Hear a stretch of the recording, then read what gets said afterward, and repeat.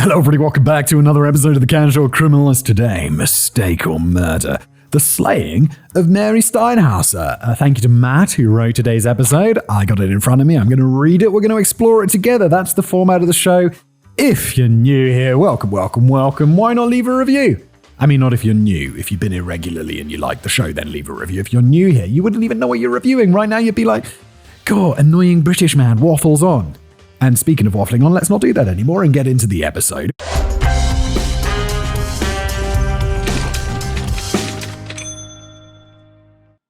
It was no later than 8 a.m. on a morning in June of 1975 when three inmates housed within the British Columbia Penitentiary in New Westminster, Canada, took control of a portion of the facility by force, capturing over a dozen hostages in the process. Doesn't sound like a mistake if this is how things are going.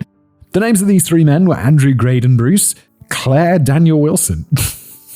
Claire, that's a dude's name. Claire Daniel Wilson. Claire must have had a rough time in prison. You're my wife, Claire. And Dwight Douglas Lucas, all three career criminals who had committed horrific acts of violence through their lifetimes. Very quickly, an all-hands-on-deck response was ordered, which would lead to an intense 42-hour standoff and see dozens of crisis negotiators working around the clock to meet the men's strange, desperate demands while bringing a peaceful end to the crisis.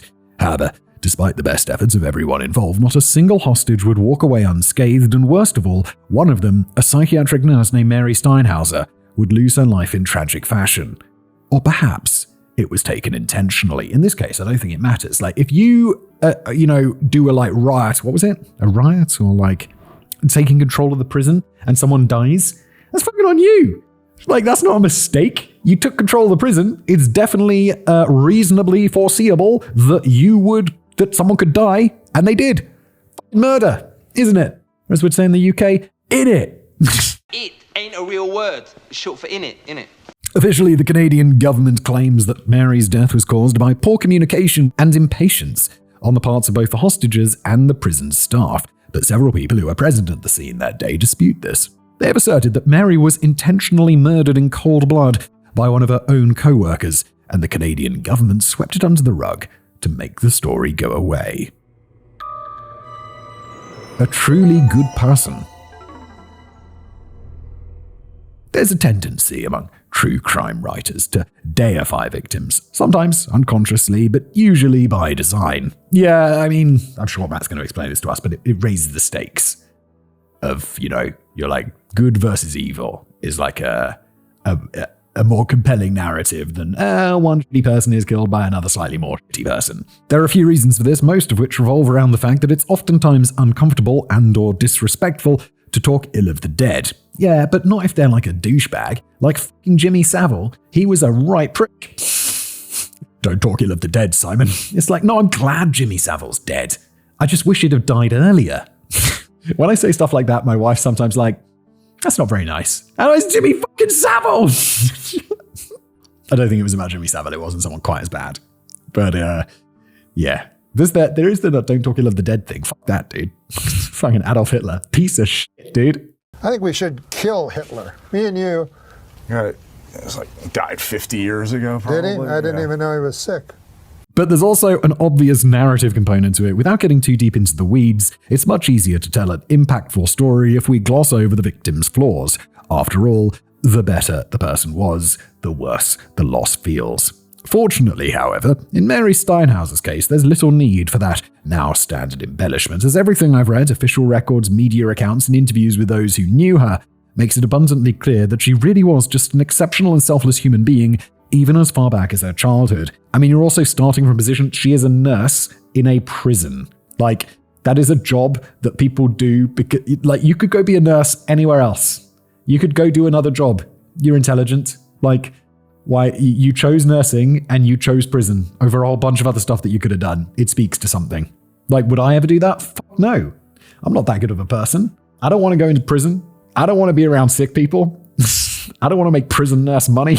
Mary Steinhauser's parents, August and Joanna, were both immigrants from Europe. Ravensburg, Germany, and Vienna, Austria, respectively, had moved to Canada between the two world wars. August arrived in 1925 and over a decade before Joanna. He settled in Lake Cowichan, where He worked first as a farmer and then as a sawyer. Not sure what a sawyer is. Joanna came over in 1939, and although they hadn't known one another before emigrating, the pair were married by 1941. Soon they had 2 children, the eldest of whom was Mary. She was born on August 25th, 1942 in Duncan, British Columbia. Her sister Margaret soon followed. From this point on, the girls grew up in a small, tightly knit community. Their school was little more than a 2-room shack, not far from the modest farmhouse that August had purchased for them. That house was surrounded by rows of apple and cherry trees, between which the girls spent many afternoons running and playing. Sounds pretty idyllic, doesn't it? Sounds like fictional, well, not America, but Canada past. This all makes the scene sound a bit like living inside an episode of Little House on the Prairie. I don't know what that is. I mean, I've heard of it, but I've never seen it. But I immediately know what it implies. But like anyone who's ever watched that show would know, rural life also comes with its fair share of struggles and scares, such as when a local girl almost died right in front of the sisters when they were very young. One afternoon, after a storm had caused the nearby Arrow Lake to flood, Mary, Margaret, and several other girls from the area went down to play in the elevated water. They weren't swimming, Margaret would later say, because none of them knew how. Instead, they were wading when one of the girls suddenly dropped out of sight. She had evidently stepped into an unseen dip in the cloudy muck below and had pulled deeper into the lake. After a tense moment, she came up splashing and shouting for help. I wonder, this has got me thinking about, have I ever seen something like that as a kid, where someone almost died? And I'm like, maybe. The closest one I can remember is what happened to me. I was just walking down the street with my family. I was slightly ahead of them, and then a car just swerves off the road and smashes into one of those bollards. The things that, that protect pedestrians. And I'm just right by it. Smashes right the fuck into that thing, bends it right over, and I'm standing right there being woo, glad that bollard was there. But I'm sure I have. In that moment, Margaret says, all the girls were terrified. They wanted to help, but those that were closest to her couldn't see anything below and didn't want to wade closer because they were afraid of being pulled under themselves. Some considered going for help, but the nearest farmhouse was over half a mile away, and they knew it would do no good. So they all simply stood there, frozen. All except for Mary, that is. Without hesitation, she sprinted from the shore, quickly dove into the water, and dragged the girl out. What a legend. By the time they reached the shore, the girl's face was blue, her lips purple, and her body coated in muck from the lake bed.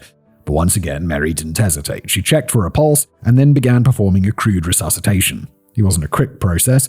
Margaret estimated it took 10-15 minutes before the girl finally came to, spitting up water, coughing, but alive. Wait, how old was she at this point? I don't know, it doesn't say. How old was she? Did I miss that? I probably missed it. I can't find it though. According to Margaret, that's when I realized how brave my sister was. And that bravery and self-sacrificial attitude truly was her most defining quality throughout her life. It was a part of her, a constant, which is what ultimately inspired her to dedicate her life to helping others. Upon graduating from secondary school in Nakusp, BC, Mary went on to earn a bachelor's degree in psychology and sociology, followed shortly by a master's in social work. This enabled her to begin working in various psychiatric hospitals and treatment centers across Canada, which is where she treated people who were often broken, vulnerable, and sometimes dangerous. However, she didn't complain, because these were the people who needed care the most. In her 20s, she spent 2 years at Essendale, a mental health facility in Coquitlam in BC, before moving to Queen Street Mental Health Hospital in Toronto for another year. From there, she took a position at Tranquil School for the Mentally Retarded. This was the past, where she worked for 2 more years.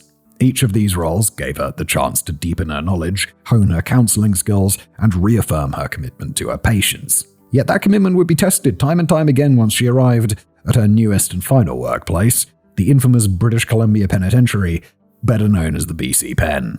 Yeah, that's going to be tough. Above the Fraser River.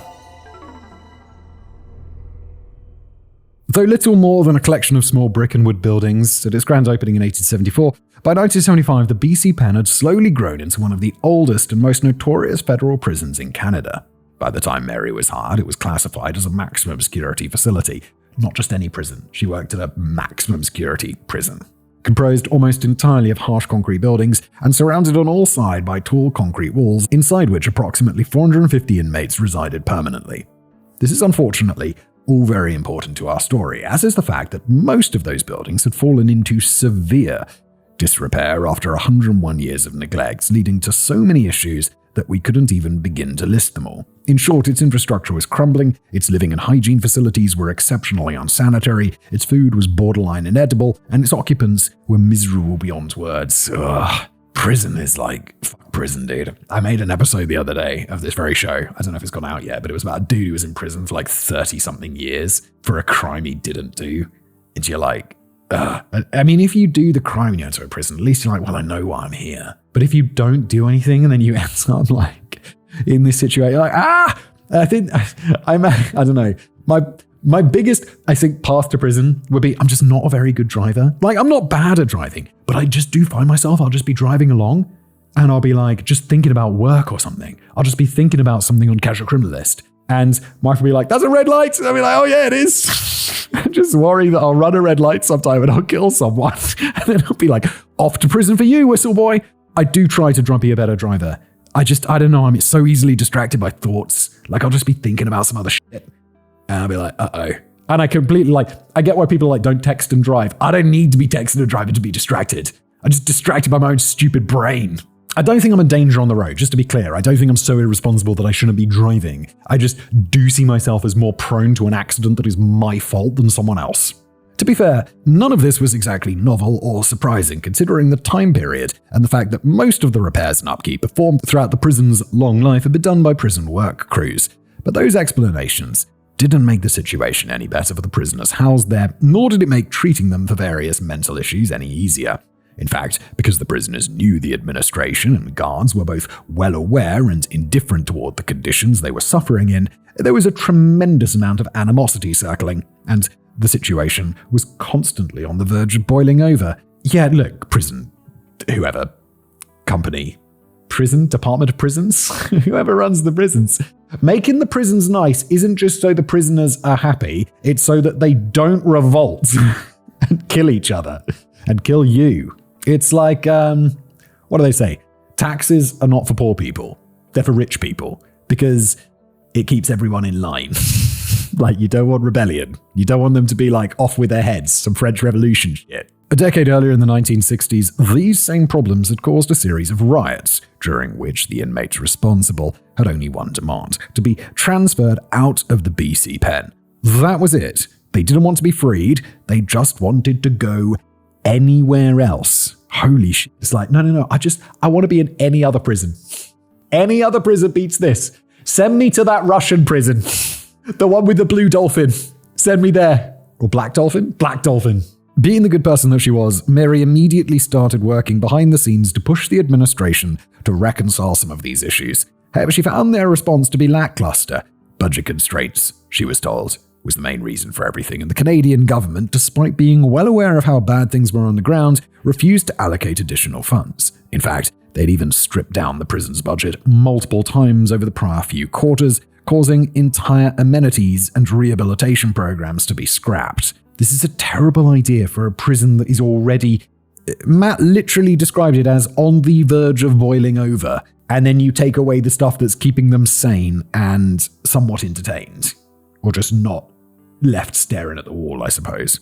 Mary was frustrated by this, but in many ways, the poor living conditions were only the beginning of the issue she noticed. The staff's consistent overuse of solitary confinement was also detrimental to her work. If individual reports are to be believed, inmates sent to the penthouse would be locked inside tiny concrete cells for up to 23.5 hours a day, during which time they weren't permitted to do anything. No exercise, no recreational activities, no noisy behavior of any kind. They weren't even permitted to speak to one another, even during the single half-hour period each day when they were permitted to exit their cells and walk up and down the block's tiny corridor.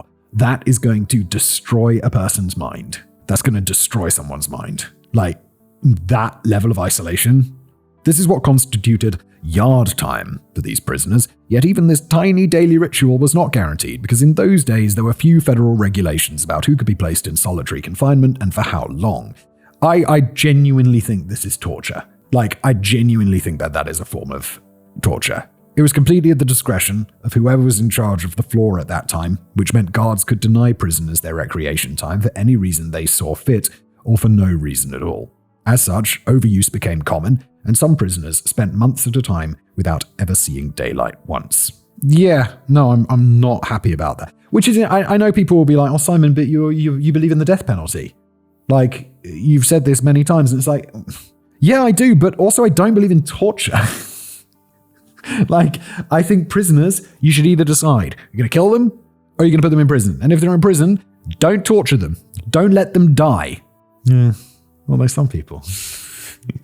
Maybe I'd be okay with Pedro Lopez getting a little bit of torture. One of the most egregious examples of this type of abuse occurred during a 4-year period between 1970 and 1974, when a prisoner named Jack McCann spent a total of 1,421 days in solitary confinement. To save everyone else the maths, that meant he only spent 39 days in Gen Pop in 4 years.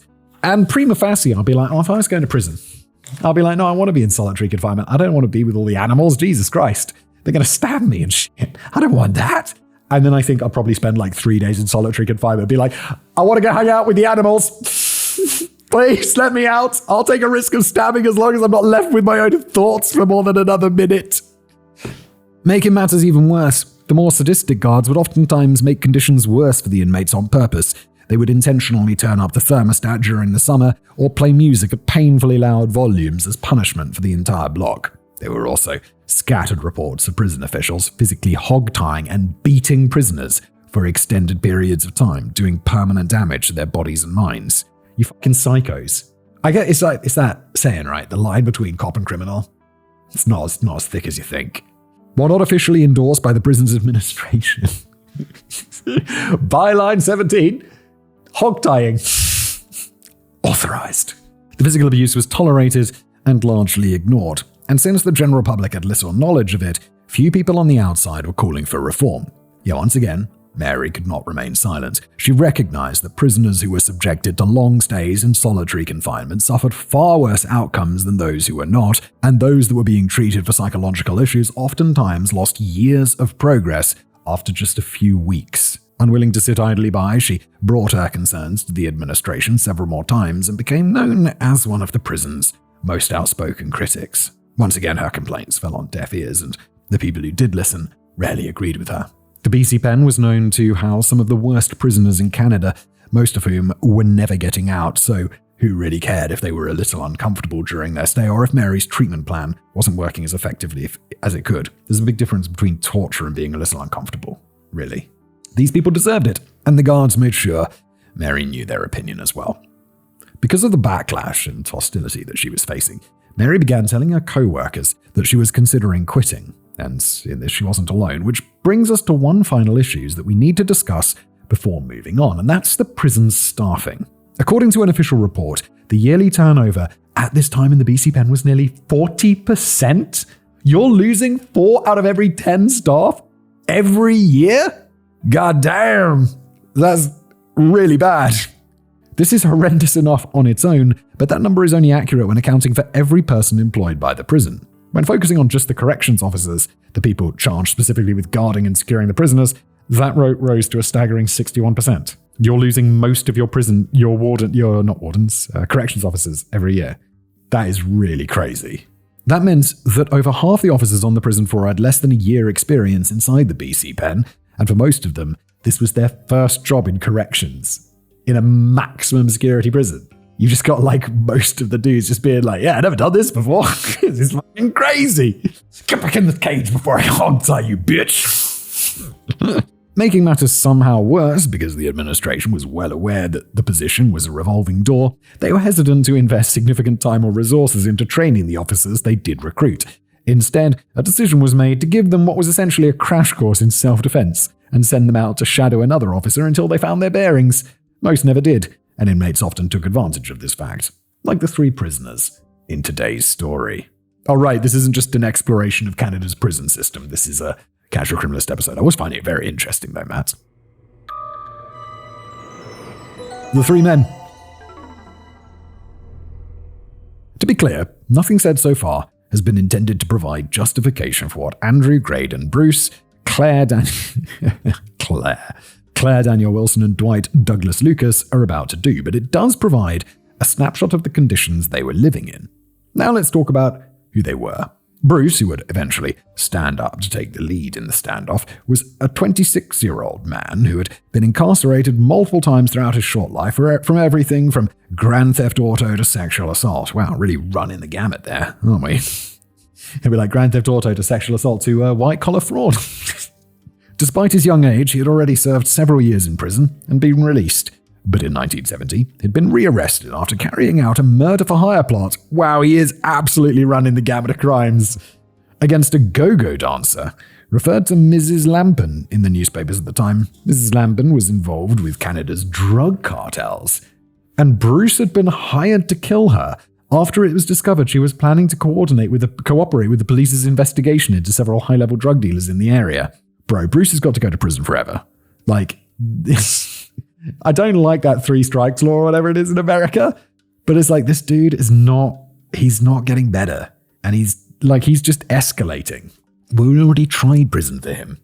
Bruce murdered her inside her own home to silence her, and he did so in front of her 7-year-old daughter. Life in prison, right? For this, he had been given a life sentence. Well deserved. However, as strange as it may sound, this wasn't severe enough on its own to get Bruce sent to the BC pen. He's a multiple offender who murdered someone as part of a murder-for-hire plot. And that's not enough to send him to this max security prison? Holy shit, who are the criminals in here? As stated, prisoners there were truly the worst of the worst, and Bruce had only been transferred from another lower security prison after an extensive history of hostile behavior and violence toward prison officials. Who would have thought? This guy? No, to sexual battery, grand theft auto, murder for hire, white-collar fraud. Just right, he didn't do any white-collar fraud, don't sue me. He's probably dead, right? I kind of hope so, he sounds like a real dick.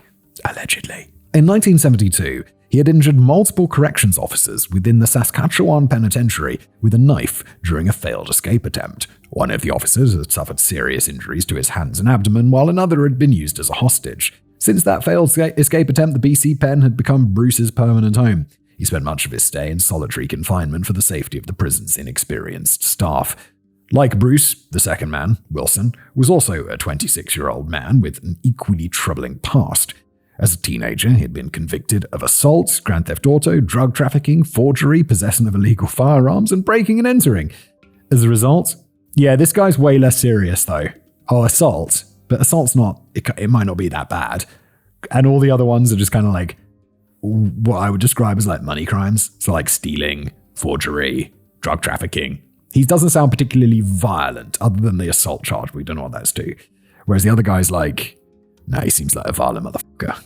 As an adult, he had been engaged in even more assault and been convicted for trafficking heroin, which matters, funnily enough, misspelled as heroine. Like the hero, a female hero. It's funny how those words are so close. For this, he was given 10 years, and like Bruce, he had also made his life even harder by attempting to escape. While being transferred to a court hearing in November of 1974, Wilson and 2 other inmates had attacked 3 officers tasked with transporting them, seriously injuring all 3. If I got 10 years in prison, that's not enough to warrant escaping, right? I'd be if I'm in prison for life, and they're yeah, no, you gotta go away for life after you ran that red light and killed that grandma. And they're well, all I'm gonna do is thinking about escaping, because I just got time on my hands. I'm just gonna start thinking. Just all the time, just thinking, because got nothing to lose. What are they going to do? Send me for more prison? One of the officers was stabbed 9 times in the chest and back, while another suffered a broken cheekbone, broken jaw, and a broken nose. After fleeing the scene, Wilson and the other 2 escapees hid out inside a nearby home that belonged to an elderly couple, both of whom were also severely beaten. Lovely. Once the 3 were eventually recaptured, Wilson was charged and convicted on 3 counts of attempted murder, sentenced to life, and then transferred to the BC pen. See, that's the risk. Most people who escape from prison, they are immediately rounded up and put back into prison. And for a longer time. This guy had 10 years, now he's there forever. The third and final prisoner, Lucas, was also a man from Alberta who, despite only being 20 years old, was described as, quote, holding little regard for the life of anyone.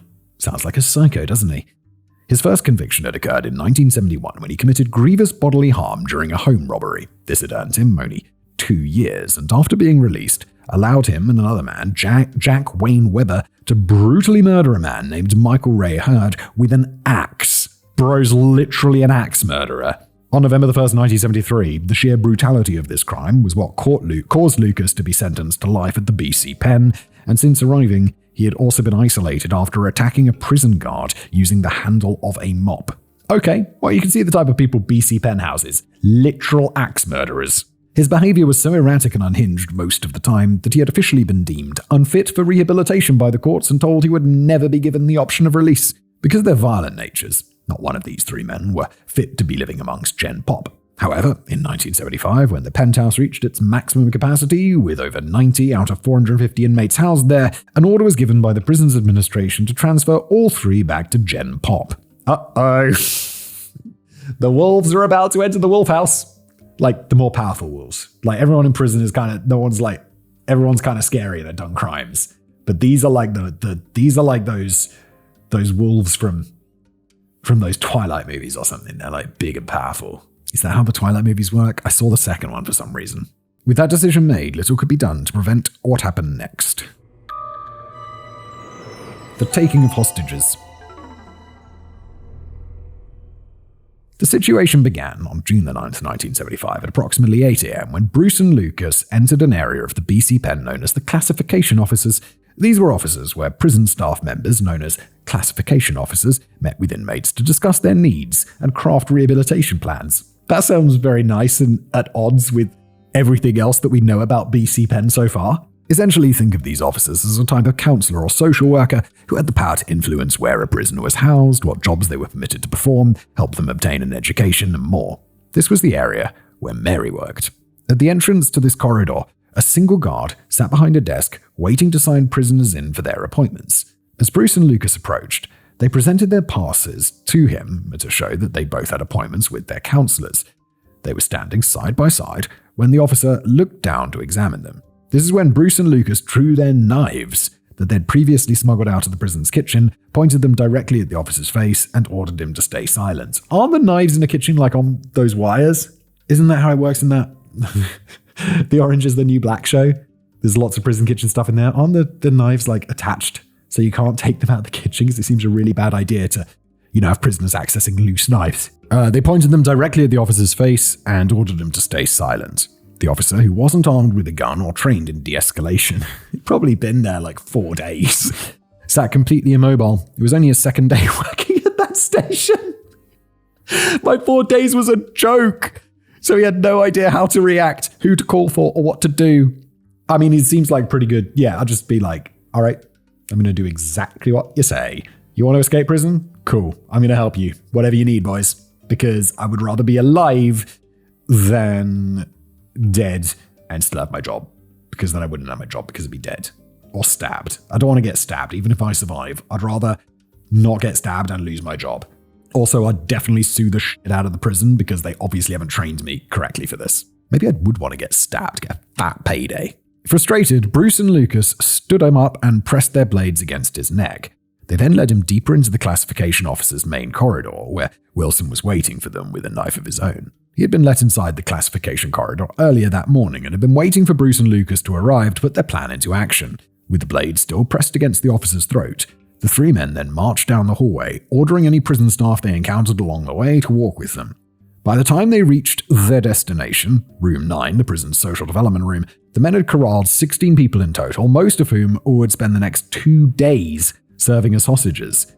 Mary Steinhauser was among them.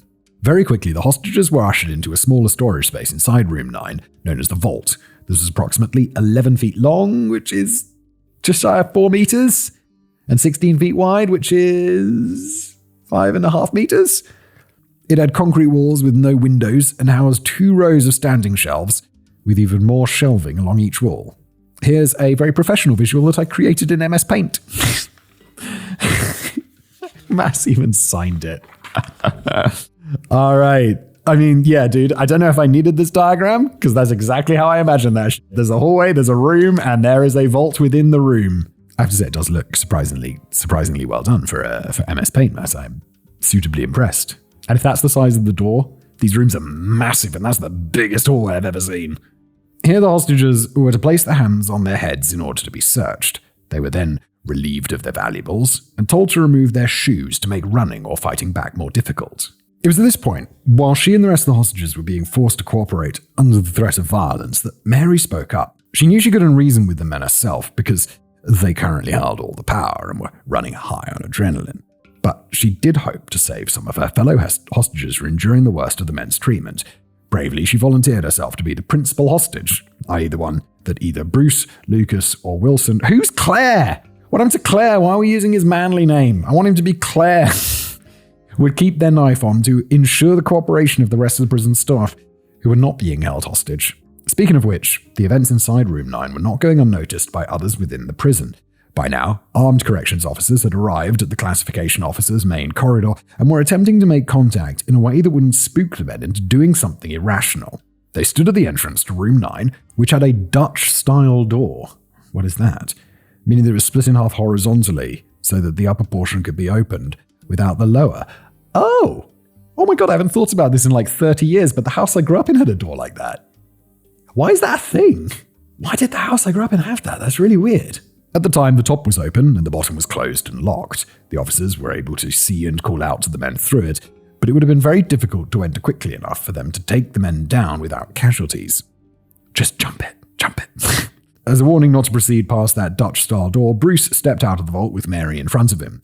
He had his left arm wrapped around her waist to keep her from running and was pressing his knife into her neck with his other hand. As he would do for the next several hours, he was using her as a human shield. Oh, boys, this is going to be a hard one for you to get out of. Like, I get that you've got hostages, but how's this going to end? Seeing this, the others urged Bruce to remain calm and asked what his demands were. Bruce had expected this question and already carefully planned out what to ask for. First, they wanted restraints to more effectively secure the hostages. As it was, the men were outnumbered by a factor of 5, so they were highly concerned about being taken by surprise and overpowered. Second, they wanted a team of professional negotiators to be brought to the prison, ones that had the power to ensure the remainder of their demands could be met. Alongside them, Bruce also requested lawyers for each of them to aid in the negotiations, a high-profile local journalist to document the standoff, and strangely, an executive representative from the Marxist-Leninist Party. What is happening? The reason for this last one was that Bruce had been lobbying the Canadian government in recent months to end the prison's wanton use of solitary confinement, and he had hoped that the standoff could help this representative achieve that goal. I don't think it's going to be great, to be honest, although I am with you on the solitary confinement thing. Third, they demanded a morphine alternative known as Demerol. They had desired this to, as Bruce put it, keep everyone calm. It's like, I need some morphine. It's like, why do you need the morphine? Their fourth and final demand was to have a helicopter flown in to transport all 3 men to a nearby airport, where they would then board an international flight with the guarantee of safe passage out of the country. It's like, sure, yeah, no, we're definitely going to do that. You're definitely not going to be arrested as soon as that plane lands, and you guys don't have hostages anymore. Sure, definitely not. You're going to be fine. In response, the officers agreed to bring in a negotiation team, something they were already in the process of doing, but they refused to provide the requested restraints. They didn't want to give the men any tools that could be used to harm someone. Instead, they focused on fulfilling the request for Demerol, which they correctly assumed the men would prioritize.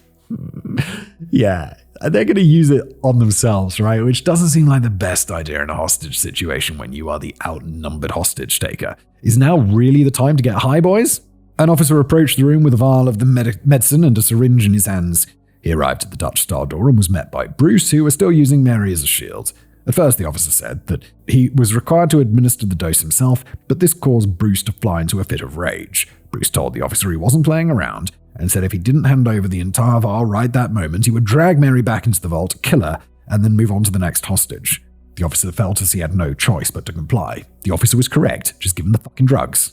After moving himself and Mary back into the vault, Bruce dropped some of the Demerol into the syringe and administered a test dose to one of the other hostages. He was afraid the guards were attempting to poison him. When that hostage didn't immediately die, he then administered a dose for himself. Oh god, with the same needle? Ugh. Standoff. The following hours were very tense, to say the least. For the most part, Bruce walked around room 9 with Mary by his side, while Lucas and Wilson stood watch inside the vault. They continued to maintain order through constant verbal attacks and threats, and told the hostages multiple times that they were now the ones on death row, and urged them to make peace with that. They claimed that if negotiations failed, everyone would die because none of them had any intention of returning to their normal lives inside the prison. They were either leaving safely in a helicopter, or everyone inside room 9 in the vault was going to leave in a body bag. This doesn't sound like the best plan. You should probably leave the hostages with some sort of hope, because otherwise they've got nothing to lose, and people with nothing to lose are real dangerous. Since Bruce's request for restraints still had not been fulfilled, Lucas and Wilson ordered the younger and more physically fit hostages to stand at the very back of the vault while they themselves remained near the front door. This was done to put as much space between them as possible and prevent any type of planned ambush. They also told several of them that in addition to the knives they were wielding, they had guns and tear gas at the ready in case a firefight broke out. Truthfully, the last part was a lie, but the hostages had no way of knowing that for sure. As such, they were far too afraid to risk fighting back, at least for now. While all of this was happening, 2 tactical assault teams, each comprised of 6 men, were being assembled nearby. They were equipped with body armor and handguns positioned out of sight and placed on standby, just in case it was decided that the negotiations had failed. For the next several hours, as the media gathered outside the prison, Bruce, who had then established himself as the decision-maker and leader, continued to make demands of the officers. I need more drugs! In response, they requested multiple times to allow everyone to be examined by a doctor to ensure that no one was seriously injured. However, Bruce would not allow this. He was highly concerned about letting too many people exit the vault at once. As the time went on, agitation inside the vault grew because overall things were not exactly going as planned. What a surprise! I mean, he did get the drugs though, it's a good start. Out of frustration, Lucas had singled out a single hostage to ridicule and torment in front of the others, pressing his knife's blade into his eyelid at one point. At the same time, Wilson was becoming angry and angrier, so one of the other female hostages began building rapport with him, attempting to calm him down. At one point, she began flirting with him, so Wilson brought her over beside him, and the pair began holding one another, swaying back and forth and kissing. He then gave her Demerol, which she didn't object to. What is happening? That's so bizarre. Back outside the vault, Bruce was still pacing back and forth with his arms wrapped around Mary and speaking intermittently with negotiators. As a show of good faith and to get things moving again, he eventually agreed to allow one of the hostages, a classification officer with a known heart condition, to be released after it became clear he was at serious risk of collapsing due to stress. In return, a cart filled with sandwiches and sodas was wheeled into the room for everyone to eat, along with a bucket for people to relieve themselves in. Lovely. Essentially a portable toilet. Eventually, a portable toilet was brought in and set up as well. However, this small amount of cooperation between the two parties is where the negotiations stalled again. Bruce was still demanding a helicopter and guaranteed safe passage out of Canada, but this was not something anyone was willing to agree to. Yeah, it's not surprising. A day turned into night, and it became clear that no more progress would be made that day. Everyone involved was exhausted, and pushing the men too far, the negotiators knew, was a really bad idea. They suggested that everyone get some sleep and resume discussion the following morning, and Bruce agreed. They got to set up a watch though, right? Like, they can't all just go to sleep. It's a terrible idea. That evening, at around 8 p.m., almost exactly 12 hours since the crisis began, Bruce demanded they be given a large quantity of another drug, a sedative called Nolodar. They then administered a 2-ounce dose to each of the hostages in order to help them sleep. That's so thoughtful of you. At around midnight, they gave another dose to those who needed it. Each of the 3 men slept in shifts. Thankfully, smart. Surprisingly thoughtful with hostages. Yeah, don't get them some Valium or something. They're not going to be able to sleep. They're all crazy. It's a very tense environment in here. Got something to loosen them up? Maybe pass around a couple of brewskis while you're at it. Thankfully, the night was relatively peaceful, thanks to all the drugs. And on Tuesday morning, there's that woman who's just shot up some actual morphine derivative. Jesus Christ. The hostages were each permitted to call their relatives in order to have fresh clothing dropped off. Why wouldn't they just give them more prison clothing? Like releasing the ill hostage the previous day, this was done as a show of good faith by Bruce. However, it was also smartly done as a way to demonstrate that he had no desire to end the standoff without their demands being met. He was making preparations for everyone to settle in for a very, very long stay if necessary. Oh, I'm sorry, I'm being really dim. It was the hostages who were given new clothes, not the prison people. I thought the prison people's family, that the prisoners' families were bringing them new clothes, but that's not what's happening. I feel like I'll just be give them the prison garb. Just go get the prison clothes that we have to wear and give it to them. After this cooperation, more food was delivered along with even more Demerol. Bruce and Wilson then injected themselves, but Lucas refused, opting to maintain a clear head. Smart. Bruce took the most out of all three of them. After this, Bruce and Mary settled down in front of a TV that was present inside room 9, where he continued to make demands while keeping his knife in hand. This TV had a VCR attached, which will become relevant very soon. Later in the day, Lucas began having severe stomach pains, likely from the stress. He was seen by a prison doctor who determined that he may be having kidney issues and gave him some pills to help, but Lucas refused to take them, once again worried that someone might be trying to poison him. Well, just get twice as many, give them to the hostages first and see what happens. Or get some, blister packs, so you can see what drug it is. After this, yet another day was gone, and Bruce, Lucas, and Wilson all settled back in for another tense night. What they didn't realize, though, is that everything would be over by dawn. The miscommunication. The situation inside room 9 deteriorated in the early hours of June the 11th. This was approximately 42 hours after the crisis began, and what caused it was a very simple miscommunication. Let me explain. At one point, during the second day, one of the hostages was brought out of the vault to repair the VCR I mentioned earlier. Bruce had been watching it between negotiations, but it had become jammed. While doing this, the hostage and an unnamed officer, charged with standing guard outside the Dutch door, were able to covertly make eye contact with one another. They began communicating by mouthing words and making small hand gestures back and forth as the hostage continued to work. Unfortunately, they were both having completely different conversations without realizing it, and both walked away with separate interpretations of what had been said. Uh-oh. From the perspective of the officer, he believed that the hostages were currently formulating a plan to overpower Bruce, Wilson, and Lucas at 11 p.m. The officer took this information to his superior, who, believing that the plan would be too risky, told the officer to quickly return and order the hostages to wait and let the negotiation team do their jobs. The officer then returned to the door and attempted to do exactly that using a coded message. He requested to speak with the hostage, and Bruce permitted it. The officer told him that, with reference to an earlier television call you had regarding a possible TV broadcast by your wife at 11 p.m., this has just been cancelled. Okay, the guy would be like, what are you talking about? That's not what I was mouthing. The officer walked away, believing that the message had been understood and no attack would occur. But it hadn't. From the very beginning of this interaction, the hostage had interpreted the conversation to mean that a SWAT team was planning to storm room 9 at midnight and that he was being instructed to inform the rest of the hostages to be ready to fight back if necessary. When the officer left and returned to deliver the coded message, the hostage failed to understand and walked away thinking that the plan was still on. He instructed the rest of the hostages to be ready, and they all began covertly arming themselves. They stealthily wrapped blankets around their arms to use as makeshift armor and took hold of anything nearby that could be used as a weapon. They then began mentally readying themselves. However, when midnight came and went without the SWAT team making a move, their anxiety became too much to bear. They wondered what had gone wrong and began formulating a new kind of desperation to act without the SWAT team's assistance. There's no SWAT team. At the time this was being formulated, Wilson had fallen asleep inside the vault due to his overuse of drugs. Lucas, who was still sober, had collected Wilson's knife to prevent the hostages from taking it. He had placed the knife outside the vault with Bruce and then sat with him and Mary on the sofa in front of the now functional TV. They had both then also fallen asleep by mistake. You guys are the worst fucking hostage takers ever. You're getting high and falling asleep in front of the telly. What are you up to? Seeing this, a simple plan was laid out using hushed whispers. Several of the hostages would pounce on Wilson inside the vault, one would open the door to the vault, and several others would rush out with their makeshift weapons in hand. One of the hostages would use a tripod found within the vault to strike Lucas over the head, immobilizing him. At the same time, 2 others would use their belts to take down Bruce.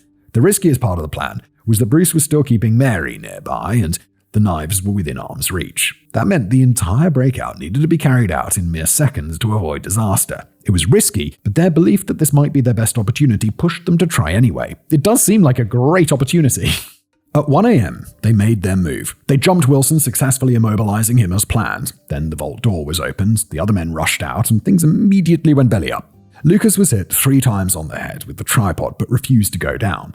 Likewise, Bruce was able to scramble away and place the knife against Mary's throat before the men could reach him with their belts. The hostages were then forced to retreat back into the vault, where they attempted to pull the door shut. However, it wouldn't close all the way because it was jammed.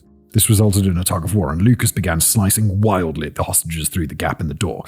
He screamed obscenities as he did, promising to kill everyone. This is when the ultimate tragedy... Oh, wait, no, one of these people's going to die, right? Oh, I completely forgot this is a casual criminal. It's not like hostage-taking excitement episode. Outside room 9, word was quickly spreading among the officers that something was happening, but they didn't know what.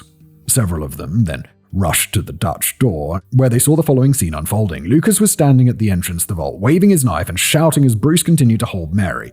He had his arm wrapped around her waist again, and the knife was approximately 6 inches from her face. Seeing that Mary was in danger, the team leader ordered Bruce to drop his knife. At first he refused, believing that he could keep control of the situation. However, seeing the large number of officers swarming the room made him lose his nerve. He then began to comply, but did so in a jerky way that made the officers believe he had just stabbed Mary. As a result, they opened fire, trying to hit Bruce in the head before he could inflict further harm. Their intentions were supposedly good, but their aim wasn't. Oof, yeah. This doesn't seem like a great idea, guys. 8 shots. He's got a human shield for a reason, you know? Total of 8 shots were fired in just a few seconds. 1 struck Bruce in the jaw, 2 struck him in the back as he was falling, 2 were fired at Lucas but missed, and 1 was misfired into the ground, and the 2 final ones fired at Bruce inadvertently struck Mary Steinhauser, one of which pierced her heart. After the barrage was over, Bruce and Mary dropped to the floor. Lucas saw this and allowed himself to be restrained. With Wilson still subdued by the hostages inside, the crisis was finally over. However, now, the real questions would begin. Do we really believe that this was intentional to kill Mary because she was speaking out against, shitty conditions in the prison? That seems a little bit far-fetched. The conspiracy. I have to acknowledge that it's quite rare on the Casual Criminalist to not mention the name of the man who physically pulled the trigger until the 4th to last page of the script, but here we are. His name was Albert Hollinger, and I've deliberately avoided talking about him until now for one very important reason. He was never charged with Mary's murder because it could never be proven that he intentionally killed her. That needs to be made abundantly clear from the start of this section. However, it should also be made clear that his actions and motivations both during and after the shooting have been called suspect by several people. Several people who aren't us. Other people have called this suspect and weird, but not us. I mean, right now, I've got no reason to think that any of this was deliberate, and I think, poor Albert just was a bit of a shitty shot and made a bad decision to shoot someone who was holding a human hostage. Something else you should know is that the account of the hostage situation I provided thus far comes directly from an 83-page government report known as the Ferris Probe. It was ordered in the aftermath of the shooting for reasons that we'll get into, and it provides the government's official narrative by outlining all the prison's issues, the lead up to the hostage situation, the breakout itself, and so on. However, like Hollinger, many questions about this report remain, primarily regarding its thoroughness. We'll discuss some of those issues in just a moment, but first, who was Hollinger? Now, on a normal day, he was the security supervisor at the BC Pen, but the hostage situation saw him assuming the role of a unit commander during the standoff. That security supervisor sounds way less badass than unit commander. He was charged with overseeing a squad of 6 men, each armed with a .38 revolver. This team was the first group inside Room 9 during the failed breakout, the ones responsible for firing all the shots that day. Now, as for the conspiracy itself, one of the earliest indicators that something shady might be happening behind the scenes arose when Police Chief Rod Keary misinformed the press that Mary had been stabbed to death by Bruce, not shot by officers. Okay. Newspapers reported this as fact, and the truth did not come out until the official coroner's report was released to the public. This led to a correction being issued where Keary claims that he had simply been misinformed and was working off of incomplete information. All in all, not that big of a deal, but such a major inconsistency so early on sparked massive amounts of interest as people speculated about whether Keary had intentionally lied to protect the officers involved in Mary's death. Especially Hollinger, although it's worth noting that his name had not been published at the time. The second bombshell came when Bruce himself went before Judge Philip Groven to provide a full account of the hostage situation, why he had organized it, and how he had smuggled the knives out of the kitchen, and how exactly Mary had died. I didn't mention in the last section, but Bruce survived his injuries, and all 3 men were quickly charged with Mary's murder. Oh my god, wait, Bruce got shot in the jaw? He got shot in the face and he survived? Twice in the back? God damn. Did not expect that. It was during this testimony that he scoffed at the claim Mary had been shot by accident while the officers attempted to shoot him, instead claiming she had actually been shot well after he himself was already incapacitated. Okay. I mean, first of all, what reason has Bruce to lie? But also, let's not assume he's telling the truth because he's a dirty criminal and seemingly quite a bad person. In Bruce's version, as he lay bleeding on the ground after being shot, Hollinger noticed he was not dead and moved in to shoot him again. Bro, he's down. Seeing this, Mary crawled in front of him to put herself between him and Hollinger, trying to protect him. She screamed, "Don't shoot him." Bruce alleged that Hollinger then raised his gun and deliberately shot Mary twice, killing her almost instantly. His actions, Bruce said, were very deliberate. Unless there's some proof, I just don't believe this. Unless he has something other than his word, I can't really believe this. His superiors had given him the right to fire that gun, and by Christ, someone was going to get themselves shot. That it was Mary and me just made it all the better. They didn't like Mary, and they, especially Hollinger, hate me with a passion. Lucas corroborated this account, alleging that he saw everything happen exactly as Bruce described. He asserted that Hollinger, not them, should be charged with Mary's murder. Now, obviously, these two accounts are not entirely reliable on their own, but the growing number of suspicions was enough to have a judicial inquiry ordered. Yeah, I think that seems like a very good idea. I definitely wouldn't necessarily believe it, innocent to proven guilty and all that, and these are two prisoners who probably don't very much like the corrections officers in this terrible prison, so I wouldn't take it, I wouldn't just be like, oh my god, that's true. But an inquiry does seem like, a reasonable step forward. And this is how the 83-page Ferris probe came to be. Most people inside the prison who knew the guards involved hoped that it would clear their names, but it didn't. In reality, they, especially Hollinger, ended up looking even worse. According to the report, as medical teams were swooping in to stabilize Mary and Bruce, one of the guards, later revealed to be Hollinger, had gathered all the guns from the armed team and transported them to the prison's lockup. Hollinger had then cleaned and stored them without noting who had been assigned which gun, thus ensuring it would be much harder to determine who had delivered the killing blow. That's smart. That's real smart. He had also taken the time to gather and hide all the spent shell casings from Room 9 and kept them in his possession for a full week before turning them over to his supervisor. Dude, you did this all with the guns? Just throw them away. Why do you just do I just throw them away? And we were at the scene, and I just was clearing up, put them in my pocket, got home, and I was like, oh no, these are still here. Well, fairly black and white, no point keeping them, I just threw them away. Was it a dumb thing to do? Yes. And then I'd just be like, because as you always say, if tampering with evidence is less than the crime you're accused of, tamper away, my dudes.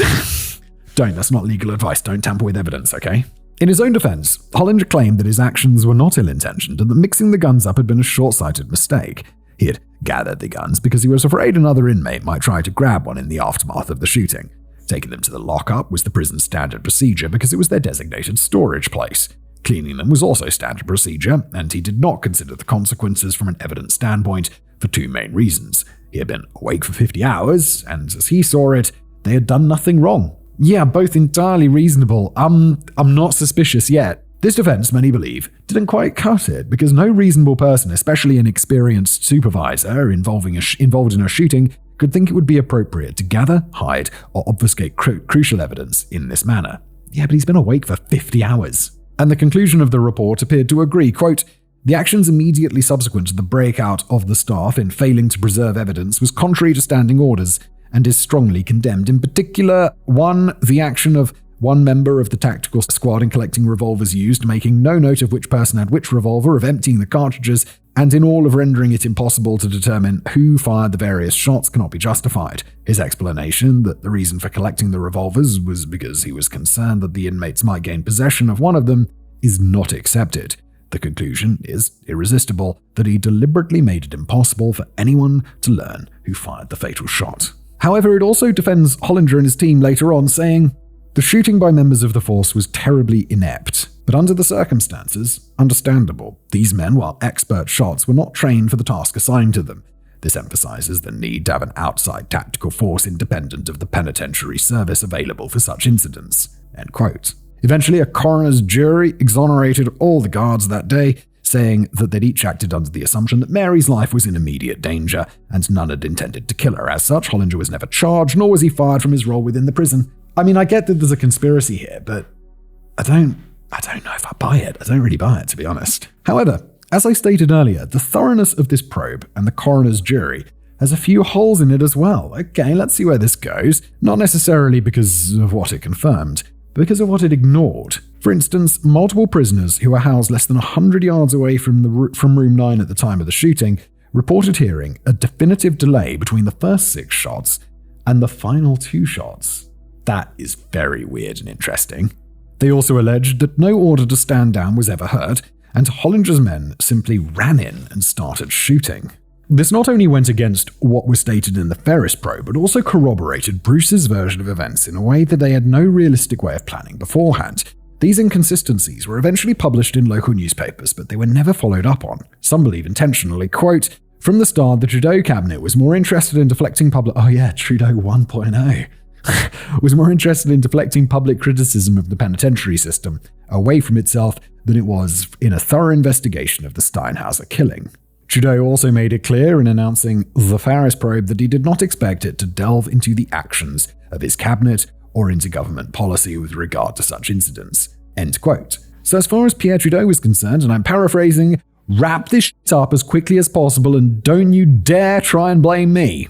Still, many people kept calling for a renewed investigation, and it seemed like there might be momentum building until the story took a new and unfortunate direction.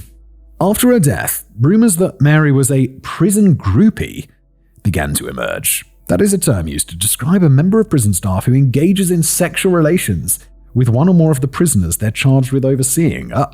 These rumors were sparked by 2 things. The uncovering of a photo of Mary and Bruce standing together at a prison event, which was published in the local newspapers prior to the incident, and assertions from one of Mary's co-workers that she and Bruce had developed an interesting relationship before her death. She was his counselor, you see, and Bruce had reportedly been spending 3 to 4 hours inside her office each day for several weeks prior to the hostage situation.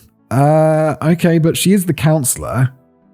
It's definitely a bit weird, but it's not like, I don't know.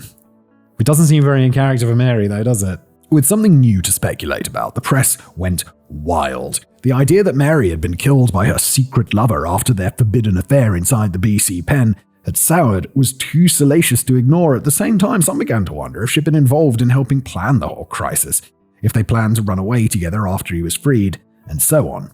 But the full story is likely nowhere near as interesting. A close friend of Mary, a California professor named Nat Nickerson, had been visiting her in the weeks prior to her death and knew much about her and Bruce's relationship. He explained it like this, quote, "Andy found in Mary for the first time a human being, someone in the prison system, I think, that he couldn't pigeonhole as a pig, and it intrigued him. He was in Mary's office every day, and he resented anyone else coming in. This was a problem because he was a powerful figure inside the pen, and she had other people to see. As for Mary, quote, she recognized in Andy an enormous mind. He just toyed with her. Everything she would suggest, he'd parry it. They had arguments. It developed into a relationship between 2 human beings that was a very intriguing relationship. They both highly respected each other, and yet they hated each other." Yeah, I don't know, there doesn't seem to be a romantic angle here. It seems to be a professional angle, if anything.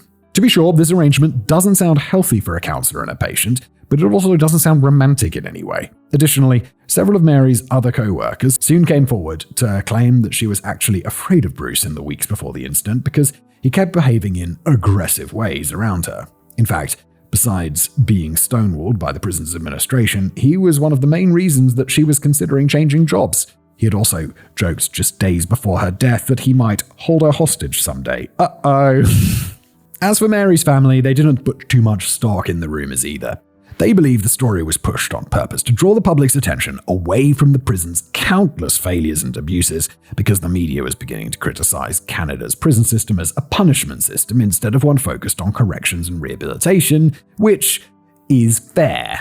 Yeah, I mean, we spent like the first couple of pages talking about how shitty this prison is. It seems very fair. If that is what happened, it unfortunately worked, with so much jumbled up misinformation swirling around and Mary's reputation having taken a severe hit. The story gradually faded into obscurity, at least for the time being. Decades after the incident, a paramedic who'd been present at the scene during the hostage crisis, George High, came forward to claim that he had overheard several guards shouting something very damning as the breakout was happening. One of Hollinger's men was shouting, "Kill her, kill her," as they ran toward the room. As he understood it, they were all angry with Mary because, quote, the guards felt that the prison classification staff was sympathetic to the inmates. They felt that the social workers and Mary Steinhauser were part of the problem, not part of the solution. But to go from there to wanting them dead is a massive fucking leap. But then hearing the kill her, Definitely very suspicious. The reason this paramedic waited so long to come forward because he worked for the prison system until his retirement and feared retribution. Quote, "I've had to hold my tongue all these years. I just felt like I had to tell somebody. I had to get this off my chest." End quote. By that point, it was far too late. The aftermath. Following the coverage of the incident, a number of reforms were suggested surrounding the prison's use of solitary confinement. Some of them were implemented, but most were rejected. The year after the Steinhauser incident in 1976, 6 more separate hostage events and riots occurred. Prison officials were never able to get a handle on the problems, and the prison doors were eventually shuttered once and for all on May 10, 1980. By that point, there were less than 100 prisoners housed there, a far cry from the 450 just a few years earlier. As for Albert Hollinger, he died in 2015. He was 82 years old, and his obituary describes him as a riddle wrapped in a mystery inside an enigma. It also claims he was a survivor of post-traumatic stress disorder and credited him with being a multi-talented Renaissance man, a police officer, prison guard, motorcyclist, cyclist, circus motorcycle performer, walker, gunsmith, machinist, explosive expert, locksmith, photographer, harmonica player, collector of many things. Oh my. Many articles were also written about his life, as he had developed a reputation as an extraordinarily generous person in his later years. Delta Hospital Foundation gave him a special thanks after he donated $400,000 to charity before his death. They say how he worked in corrections until he was 55, and sometimes mention that he was famous for being involved in a hostage incident at the BC Pen in the 70s. But they don't go into details, for obvious reasons. Andrew Bruce, on the other hand, is still alive as far as I'm aware. He was eventually released from prison in 2010. In 2016, he was arrested for public masturbation at a bus stop. What the fuck? Lucas and Wilson have faded into obscurity, and neither I nor multiple other online sleuths have been able to determine if they're alive or dead, and or if they are still incarcerated. Wow, privacy's pretty good, huh? How about that? You don't know. In 2021, Mary's sister wrote a book under the name Margaret Friends about the standoff between Blade and Bullet, the Mary Steinhauser story. It's now assigned as mandatory reading in several criminology classrooms in Kwantlen Polytechnic Institute. Of the book itself, Margaret has said, "If this book can get kids down the road to just pause in those moments that they may face, where human life hangs in the balance, then it's worth it to me." And that is the end of today's episode. Thank you so much for being here. Now would be the time for a review. You want to review the show? You're listening on Spotify? Do so there. Or wherever you get your podcasts. And if you're watching on YouTube, why not drop it a like? And I'll see you next time. Not sure why I whispered that. It's not a secret. Give this video a like. Go on then.